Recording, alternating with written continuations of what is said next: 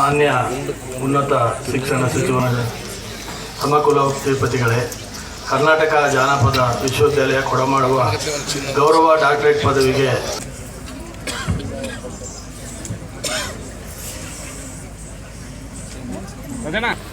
Doctor Hanumanthappa Govindappa ದಡ್ಡಿ ಇವರು ಯಾವುದೇ ಹೃದಯದಲ್ಲಿ ಶಾಶ್ವತವಾಗಿ ಸ್ಥಾನ ಪಡೆಯಬೇಕಾದರೆ ಓದಲು ಓದಿದ್ದರೆ ಬರೆಯಲು ಯೋಗ್ಯವಾದ ಮಾದರಿ ಜೀವನವನ್ನು ಸಾಗಿಸಬೇಕು.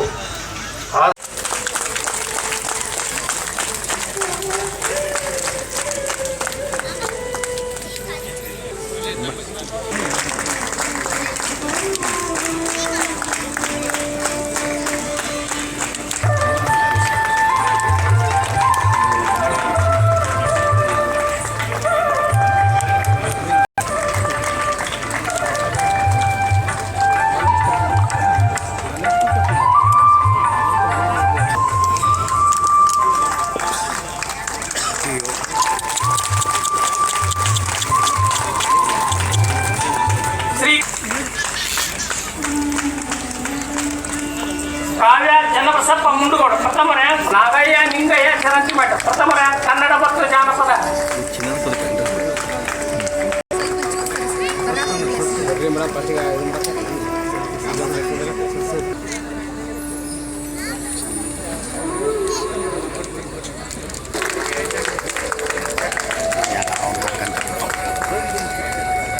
ಇಂಗ್ಲಿಷ್ ವಿಭಾಗ, ಜಾನಪದ ಕಲೆ,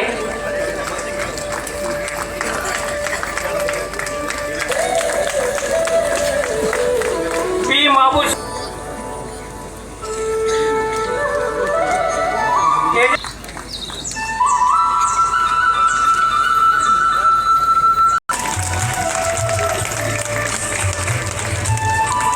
ಅನ್ನಪೂರ್ಣ ಕಾಣಿಗೆ ಪ್ರಥಮ ರ್ಯಾಂಕ್, ಶ್ರೀಮತಿ ಶಿವಮ್ಮ ಮಲ್ಲಪ್ಪ ಸಾಲಿಯವರ ಸ್ಮರಣಾರ್ಥ ಚಿನ್ನದ ಪದಕ, ಶ್ರೀಮತಿ ಗೌರಮ್ಮ ತಮ್ಮಣ್ಣೇಗೌಡ ಅವರ ಚಿನ್ನದ ಪದಕ.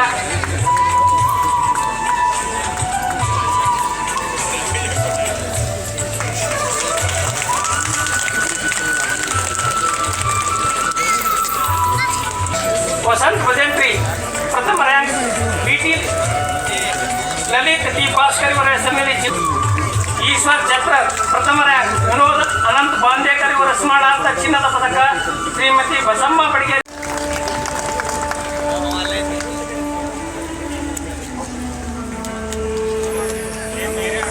ಶ್ರೀಮತಿ ಶಾಂತಿ ನಾಯಕ.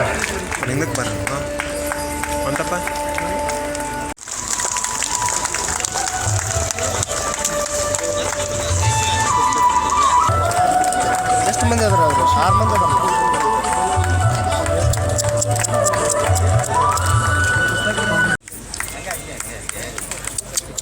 ನಿಮ್ಮ ಕಿರೀಟ ಏನೋ ದೊಡ್ಡದೈತೆ.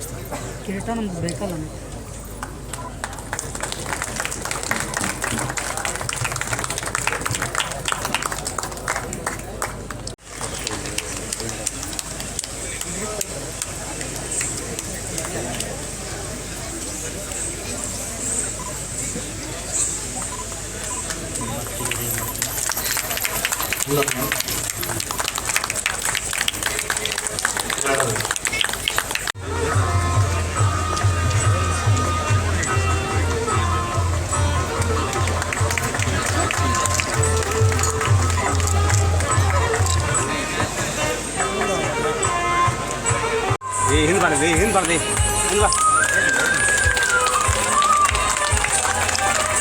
ಪ್ರಾಧ್ಯಾಪಕರಾದ ನಮಗೆಲ್ಲ ಗೊತ್ತಿರುವಂತೆ ಸಿಲೆಬಸ್ ತಯಾರಿಸುವ ನಮ್ಮ ಮಿತಿಗಳು ಅದರಲ್ಲಿ ಸ್ಪಷ್ಟವಾಗಿ ಗೋಚರಿಸುತ್ತವೆ.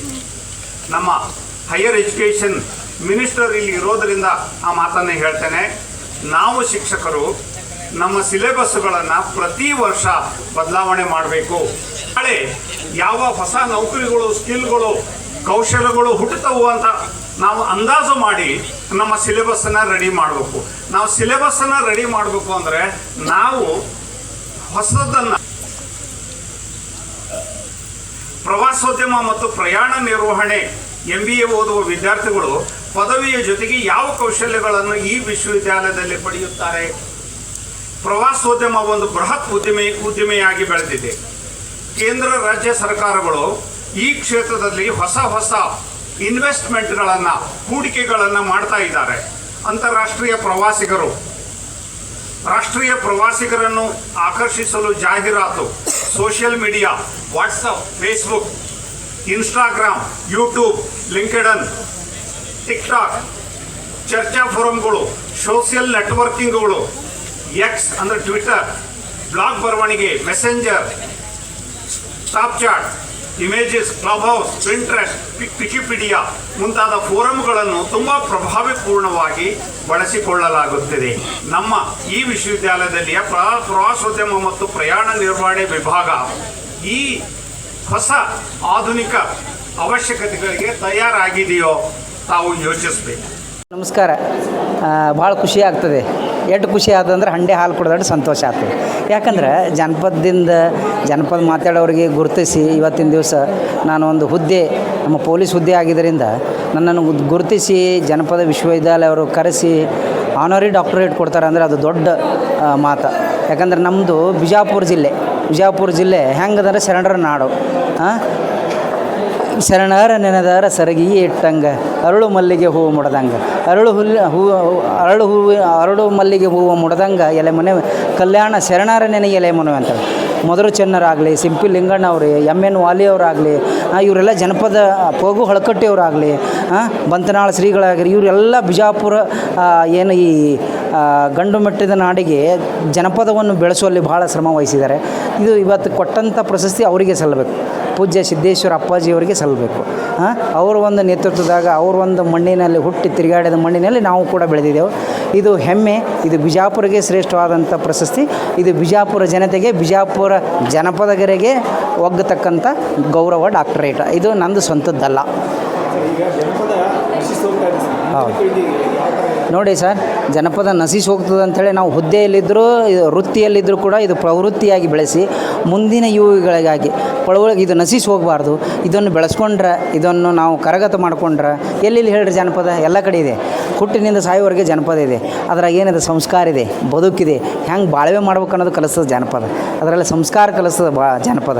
ಅದನ್ನು ರೂಢಿಸ್ಕೊಂಡ್ರೆ ನಾವು ಸಾಫ್ಟ್ವೇರ್ ಕಂಪ್ಯೂಟರ್ ಕುಳಿತು ಎ ಸಿ ಒಳಗೆ ಕೆಲಸ ಮಾಡ್ಬೋದು. ಆದರೆ ಸಂಸ್ಕಾರ ಅನ್ನೋದು ಬಿಟ್ಟರೆ ಮನುಷ್ಯ ದಿವಾಳಿ ಆಗಿ ಹೋಗ್ತಾನೆ ಅನ್ನೋದು ಇದು ಸತ್ಯ ಮಾತು. ಅದಕ್ಕಾಗಿ ಜನಪದವನ್ನು ಬೆಳೆಸುವಂದ್ರೆ ಸಂಸ್ಕಾರ ಬರ್ತದೆ, ಬದುಕು ಹೆಂಗೆ ನಡೆಸ್ಬೇಕು ಅನ್ನೋದು ಬರ್ತದೆ. ಡೈವರ್ಸ್ ಕೇಸ್ಗಳು ಬಂದಾಗ್ತವ, ಡಿಫ್ರೆನ್ಸ್ ಒಪಿನಿಯನ್ ಬರೋದು ಬಂದಾಗ್ತದೆ. ಅದಕ್ಕೆ ಜನಪದದಲ್ಲಿ ಆ ಶಕ್ತಿ ಇದೆ ಅಂತ ನಾ ಹೇಳ್ತೀನಿ. ನಿಮ್ಮ ಈ ಹುದ್ದೆಗೆ ಅಧಿಕಾರಿಗಳು ಯಾವ ರೀತಿ ಸಪೋರ್ಟ್ ಮಾಡ್ತಾರೆ?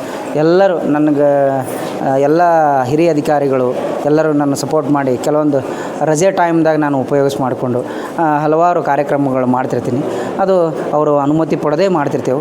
ಅವರದು ಒಂದು ಸಹಕಾರ, ಸನ್ಮತಿ ಭಾಳ ನನಗೆ ಅಪ್ರಿಷಿಯೇಟ್ ಮಾಡ್ತಾರೆ. ನನಗೆ ಭಾಳ ಬೆನ್ನು ಅಂದರೆ ನನ್ನ ಇದಕ್ಕೆ ಸಪೋರ್ಟ್ ಭಾಳ ಮಾಡ್ತಾರೆ ವರ್ಕಿಗೆ.